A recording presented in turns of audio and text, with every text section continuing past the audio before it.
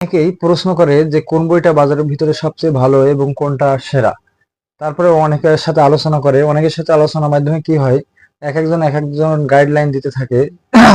এক একটা বই সাজেস্ট করতে থাকে, সে লাস্ট মুহূর্তে দেখা যায় যে প্রত্যেকটা বই প্রায় কেনা পড়ছে এক একজনের জন্য, কিন্তু পড়ার সময় নাই। এক্ষেত্রে দেখা যাবে যে একটা উদাহরণস্বরূপে দেখা যায় যে 6+4, 6+4 সমান 6 আর 4 10, এই হচ্ছে 10। কিন্তু এই 6 আর 4 10 প্রত্যেকটা বইতেই কিন্তু এই 6 আর 4 10ই থাকবে। যে যে পথেই বুঝাক না কেন, যে যে পথই অনুসরণ করুক না কেন, ফলাফল আসবে একটাই, 10। 6 আর 4 10।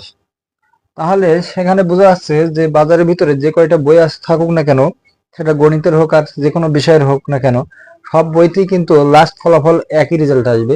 হয়তোবা কলা কৌশলের দিক দিয়ে ভিন্ন ভিন্ন থাকতে পারে, কিন্তু একটাই সাজেস্ট থাকবে যে আপনার যে বইটা আপনার কাছে মনে হবে যে না এটা আমার জন্য ইজি হচ্ছে, আপনার সেই বইটি নির্বাচন করুন এবং সেটা শুরু থেকে শেষ পর্যন্ত বারবার রিভিশন দিতে থাকুন এবং প্রতিনিয়ত চর্চা করতে থাকুন। দেখা যাবে যে প্রতিনিয়ত চর্চা এবং অধ্যবসায়ের মাধ্যমে আপনার সহজ যে বিষয়টা, টপিকটা, সেটাও যেটা কঠিন যে টপিকটা, সেটাও সহজ হয়ে যাচ্ছে।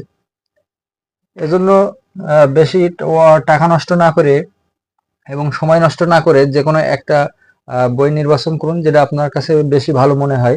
দেখবেন যে এতে খুব গুড রেজাল্ট দেবে, আশা করা যায়।